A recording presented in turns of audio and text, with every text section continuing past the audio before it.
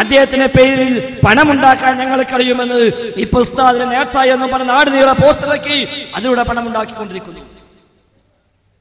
മയ്യത്തും കൂടി കിട്ടിയിരുന്നെങ്കിൽ പിന്നെ പറയും വേണ്ട. കുണ്ടൂർ അബ്ദുൽ ഖാദിർ മുസ്ലിയാർ മരിച്ചു, മയ്യത്ത് കിട്ടി, മറവ് ചെയ്തു. ഇക്കഴിഞ്ഞ കുണ്ടൂർ നേർച്ചക്ക് 2 കോടി രൂപയാണ് അവസാനം എല്ലാം കഴിഞ്ഞ് മിച്ചമുണ്ടായത് എന്ന് കുണ്ടൂർ സ്വദേശികൾ പറയുന്നു.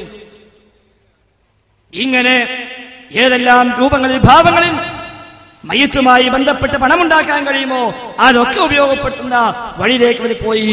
അവർ നടത്തുന്ന അത്തരം തട്ടിപ്പുകളിൽ ഒരു തട്ടിപ്പിന്റെ രൂപം, ആ തട്ടിപ്പ് ബോധ്യപ്പെട്ട് അതിൽ നിന്ന് പിന്മാറിപ്പോന്ന ഹസൻ സഖാഫി പൂക്കോട്ടിൽ വിശദീകരിക്കും. നിങ്ങൾ ശ്രദ്ധിക്കുക, മയ്യത്തുമായി ഏതുവരെ എത്തി ഇവർ തട്ടിപ്പ് എന്ന് മനസ്സിലാക്കാൻ. ഇവർ ചെയ്യുന്ന ഓരോ തമ്മാടിനും പിറ്റേന്ന് തന്നെ പുഴയിൽ ചെയ്യുന്നത് നിങ്ങൾ നോക്കി. ഇത് സിറാജ് പത്രത്തിന്റെ 1-ാമത്തെ പേജ. അബ്ദുറഹിമാൻ മുഹമ്മദ് കുടുംബ സഹായ ഫണ്ട്. സഹോദരിമാർ ഇതൊക്കെ കേൾക്കണം. നിങ്ങൾ മരിച്ചുപോയ ആൾക്കാരുടെ പേര് പറഞ്ഞിട്ട് അല്ലെങ്കിൽ സാധുക്കളാകുന്ന ആൾക്കാരുടെ പേര് പിരിവ് നടത്താൻ വരും. കുറെ കുട്ടികളെ പേര് പറഞ്ഞ് പിരിവ് നടത്തും.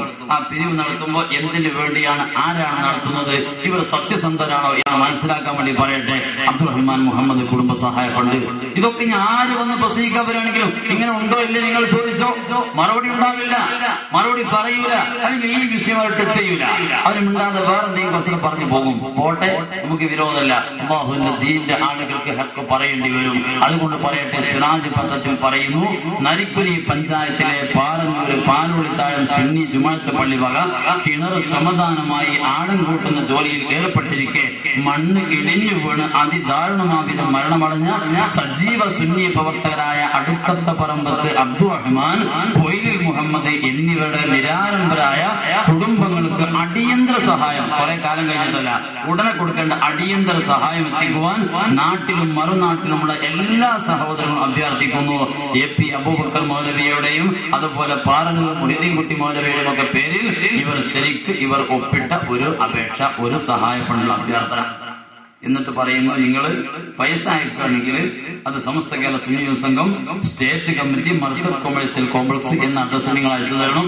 ചെക്കും ഡ്രാഫ്റ്റും ആണെങ്കിൽ സമസ്ത കേരള സുന്നി യൂത്ത് സംഘം ബാങ്ക് അക്കൗണ്ട് നമ്പർ 13055 ഈ നമ്പറിൽ അയച്ചു തരണം. അവരെ അക്കൗണ്ടിലേക്ക് കുറച്ച് പൈസ വരാനുള്ള വഴി എന്നർത്ഥം, വേറൊന്നുമല്ല. ഏതാവട്ടെ, 2 പാവപ്പെട്ട കുടുംബങ്ങള്, ചെറുപ്പക്കാരാകുന്ന 2 മനുഷ്യന്മാര് പെട്ടെന്ന് മണ്ണിടിഞ്ഞു കൂടി മരിച്ചാൽ ആ കുടുംബത്തിന്റെ, ആ നാട്ടുകാരെ, ആ പരിചയക്കാരെ, ആ പ്രദേശത്തിന്റെ മനസ്സിന്റെ വേദന എത്രയായിരിക്കും. ആ സമയത്ത് ഇവർ റസീറ്റ് അടുപ്പിക്കാനും ഇവർ പത്രപ്രസ്ഥാനം എടുക്കാനും പിരിവ് നടത്താൻ ഇവർ ശ്രമിച്ചത്. ആയിക്കോട്ടെ, അങ്ങനെ പിരിവ് നടത്തി ആ കുടുംബങ്ങൾക്ക് കൊണ്ടുപോയി കൊടുക്കുന്ന ഒരു വ്യവസ്ഥാപിതമായ സംവിധാനമാണെങ്കിൽ നമുക്ക് സമ്മതിക്കാം. പക്ഷെ നിങ്ങൾ ആലോചിക്കണം, ഈ പ്രസ്താവന വന്ന തൊട്ടടുത്ത ദിവസത്തെ മറ്റൊരു പത്രത്തിൽ, സിറാജ് പത്രത്തിൽ ഇങ്ങനെ പ്രസ്താവന ഇറക്കിയപ്പോ അവർ തന്നെ പരസ്യമായിട്ട് ആ കുടുംബക്കാരുടെ ഒരു പ്രസ്താവന, എന്താ, ആ കുടുംബ സഹായ ഫണ്ടിൽ നിന്ന് ഞങ്ങൾ ഒഴിവാക്കുക, ആ കുടുംബ സഹായ ഫണ്ടിൽ ഞങ്ങൾ ഒഴിവാക്കുക. ഞങ്ങളുടെ മകൻ മുഹമ്മദ് മരിച്ചാൽ ഞങ്ങൾക്ക് വല്ലാതെ വേദനയുണ്ട്. ഞങ്ങൾക്ക് ആവശ്യം ഈ മുഹമ്മദിന്റെ പരലോക ഗുണത്തിനു വേണ്ടി നിങ്ങളെ ദുആ മാത്രമാണ് ആഗ്രഹം. അതുകൊണ്ട് ഞങ്ങളെ മക്കളെ പേരിൽ ആരും ഉപേക്ഷിക്കണ്ട. അതുകൊണ്ട് ആ സഹായ ഫണ്ടിൽ നിന്ന് ഞങ്ങൾ ഒഴിവാക്കുക. നിങ്ങൾ നോക്ക്. അപ്പൊ ഇവരോട് പോലും ആലോചിക്കാതെ, കുടുംബക്കാര് പോലും അറിയാതെ പരസ്യമായി ഇവര് സിറാജ് പത്രത്തിൽ എഴുതുന്നു, സഹായ ഫണ്ട് ഈ കുടുംബത്തിന് അയച്ചു കൊടുക്കണം എന്നല്ല പറയുന്നത്, നേരെ ഇവരെ അക്കൗണ്ടിലേക്ക് അയച്ചു കൊടുക്കണം എന്നാ പറയുന്നത്. അതുകൊണ്ടല്ലേ പിന്നെ ഞങ്ങൾക്ക് പൈസ വേണ്ട എന്ന് പറഞ്ഞത്. ഈ മൂമിനീങ്ങളാകുന്ന ഈ കുടുംബം, ഞങ്ങൾക്ക് അങ്ങനത്തെ ഫണ്ട് വേണ്ട, അങ്ങനത്തെ പൈസ വേണ്ട, ഞങ്ങൾ മോന് മരിച്ചു, അത് ഞങ്ങൾക്ക് സങ്കടമുണ്ട്. മൂമിനീങ്ങളാകുന്ന എല്ലാവരും ദുആ ചെയ്യണം. അല്ലാഹു അദ്ദേഹത്തിന്റെ പരലോകം പൂർണ്ണ സന്തോഷമാക്കി കൊടുക്കുമാറാവട്ടെ. നാം ഇപ്പോഴും ദുആ ചെയ്തുകൊണ്ടിരിക്കുക ചെയ്യുന്നത്. അവരാഗ്രഹം അതാണ്. ഒരാൾ കേൾക്കുമ്പോഴേക്ക്, ഒരാൾ മരിച്ചു എന്ന് കേൾക്കുമ്പോഴേക്ക് അവിടെ സാമ്പത്തികമായ ലാഭം പോയാലുള്ള ശ്രമം നടത്തുക. ഞാൻ അപ്പൊ കണ്ടോ, ഇതാണ് തട്ടിപ്പിന്റെ രൂപങ്ങള്. ഒരാള് മണ്ണിടിഞ്ഞ് മരിച്ചപ്പോ അയാളെ പേര് നോട്ടീസ്, ഇയാളെ കുടുംബത്തെ സഹായിക്കണം. പക്ഷെ ഓരോ വക നോട്ടീസ് ഞങ്ങൾക്ക് ആവശ്യമില്ല, ഞങ്ങൾക്കത് വേണ്ട, ഞങ്ങളെ പേര് പിരിവെടുക്കണ്ട. ഇതാണ് ആരാണ് കാന്തപുരം എന്നതിന് ഉത്തരം. അയാളെ പേരിൽ അക്കൗണ്ട് നമ്പർ എടുത്തിട്ട് ഈ അക്കൗണ്ടിലേക്ക് അയക്കുക.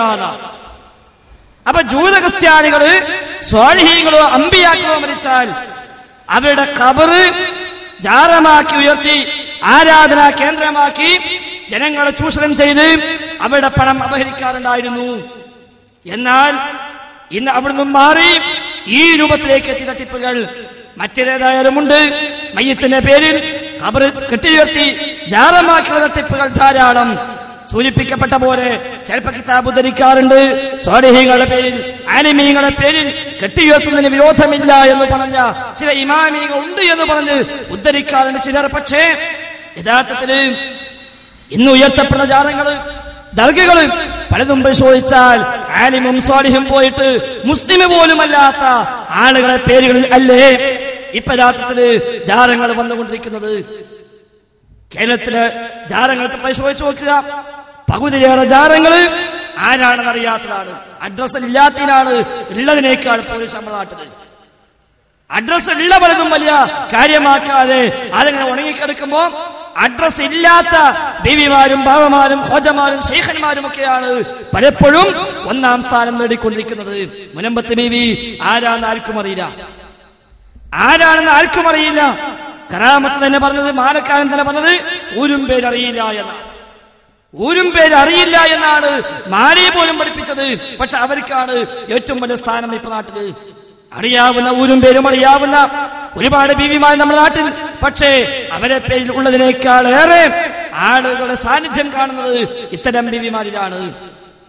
ഏതെല്ലാം സ്ഥലങ്ങൾ, ഏതെല്ലാം രൂപങ്ങളിൽ, എത്രയെത്ര ദർഗകൾ, ജാറങ്ങൾ പരിശോധിച്ച് നോക്കിയാൽ ആരാ എന്താ യാതൊരു പിടുത്തമില്ലാത്ത ജാറങ്ങൾ. പലതിലും മയ്യത്തുണ്ടെങ്കിലും മുസ്ലിമാണോ അല്ലേ എന്നറിയാത്തത്. ഇനി ചിലതിന് മയ്യത്തുണ്ടോ എന്നറിയാത്തത്. ഉണ്ടെങ്കിൽ തന്നെ മനുഷ്യന്റെ മയ്യത്താണോ അല്ലാത്ത മയ്യത്താണോ എന്നറിയാത്തത്. ഏതെല്ലാം രൂപങ്ങളിൽ. പക്ഷെ അവർക്കതൊന്നും പ്രശ്നമല്ല. തൽക്കാലം കെട്ടി ഉയർത്തി പച്ച പുതച്ചാൽ പണമുണ്ടാക്കാൻ പറ്റുമെങ്കിൽ പിന്നെ ഇനി ഏതായാലും വിരോധമില്ല, മയ്യത്തുണ്ടെങ്കിൽ ഇല്ലെങ്കിലും വിരോധമില്ല എന്നിടത്താണ്. ഞാൻ പലപ്പോഴും സൂചിപ്പിക്കുന്നത്, ഇവിടെയും പറഞ്ഞിട്ടുണ്ട്, യാഹൂ തങ്ങളെ പേരിൽ 2 ജാറുണ്ടാക്കിയത്. പുതിയങ്ങാടി യാഹൂ തങ്ങളെ പേരിൽ 2 ജാറും. മയ്യത്ത് ഒന്നേയുള്ളൂ, ജാറം 2ആണ്. മയ്യത്ത് ഒന്നേയുള്ളൂ, ജാറം 2ആണ്. എന്തേ സംഭവിച്ചത്? മരിച്ചപ്പോ മുസ്ലിയാക്കന്മാർ തമ്മിൽ തർക്കമായി. എവിടെയാണ് മറവ് ചെയ്യേണ്ടത്? എവിടെ മറവ് ചെയ്താലും ഖിയാമത്ത് നാൾ വരെ വരുമാനമായി മാറുകയാണല്ലോ, അതുകൊണ്ട് എവിടെ മറവ് ചെയ്യും തർക്കമായി. അവസാനം സ്വപ്നത്തിന് ശൈഖ് കാണിച്ചു കൊടുത്തു, എവിടെങ്കിലും മറവ് ചെയ്തോളൂ, 2 സ്ഥലത്തും മാറി മാറി കിടന്നോളാം. ഒരിടത്ത് മറവ് ചെയ്താൽ മതി, 2 കിടന്നോളാം. അങ്ങനെ ഒരു സ്ഥലത്ത് മറവ് ചെയ്തു, 2 സ്ഥലത്ത് ജാറം കിട്ടി. അപ്പൊ ഈ ജാറത്തിൽ തങ്ങൾ വന്ന് കിടക്കുമ്പോൾ മറ്റേ ജാറത്തിൽ പോയി പ്രാർത്ഥിക്കുന്ന മനുഷ്യൻ ആരോടാ പ്രാർത്ഥിക്കുന്നത്? തങ്ങൾ ഇവിടെ കിടക്കുമ്പോ അവിടെ പോയി പ്രാർത്ഥിക്കുന്നവൻ ആരോടാ പ്രാർത്ഥിക്കുന്നത്? ആരാ യാഹൂ തങ്ങള്? അതൊന്നും വിഷയമേ അല്ല. യാഹൂ തങ്ങൾ കറാമത്ത് കാര്യമായി പറഞ്ഞത് മമ്പുറത്ത് തങ്ങളെ പറ്റിച്ചു എന്നുള്ളതാണ്. മമ്പുറം തങ്ങൾ ജീവിച്ചിരുന്ന കാലത്താണ് അത്രേ അദ്ദേഹം ജീവിച്ചിരുന്നത്. മമ്പുറം തങ്ങളടുത്തേക്ക് കുറച്ച് ആളുകള് തോണിയിൽ പഴക്കൊല കൊണ്ടുപോവുക. ആദ്യമുണ്ടായ പഴക്കൊല മമ്പുറത്ത് തങ്ങൾക്ക് വേണ്ടി കൊണ്ടുപോവുക. അപ്പൊ ഓണ വൈക്കില് യാഹൂ തങ്ങളും 5-6 ആളുകൾ ഇങ്ങനെ വരുന്നുണ്ട്. അപ്പൊ ഇവര് ചോദിച്ചു, ആ പഴക്കൊല ഇങ്ങോട്ട് തന്നൂടെ, ഞങ്ങൾക്ക് ഭക്ഷിക്കാനാണ്. പറഞ്ഞു, പറ്റൂല, അതൊരു കാര്യപ്പെട്ട ആൾ കൊണ്ടുപോവുകയാണ്. ആർക്കാന്ന് വെച്ചാൽ മമ്പുറത്ത് തങ്ങൾക്കാ, എന്നാ കൊണ്ടുപോയിക്കോന്ന്. അതിനെ കൊണ്ടുപോയി മമ്പുറത്തെത്തി തോണിയിലിറങ്ങി പഴക്കൊല പൊന്തിച്ചപ്പോ കൊല തീരെ ഭാരമില്ല, പഴക്കൊല തീരെ വെയിറ്റ് ഇല്ല. അപ്പൊ നോക്കുമ്പോ എന്താ, തൊലിക്ക് കേടില്ല, കഴമ്പ് ഫുള്ള് അടിച്ചു പോയിക്കളി.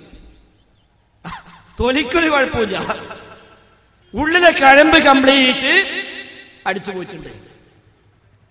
ഏതായാലും തങ്ങളടുത്ത് എത്തിയില്ലല്ലോ, അവിടെ പോയി സങ്കടം വന്ന് വിഷയം പറഞ്ഞു. അപ്പൊ തങ്ങൾ ചോദിച്ചു, വരുന്ന വഴിക്ക് ആരെങ്കിലും ചോദിച്ചിരുന്നോ ചോദിച്ചു. ഒരു പിരാന്തം ചോദിച്ചിരുന്നു, എന്നാ ഓൻ പറ്റിച്ചു.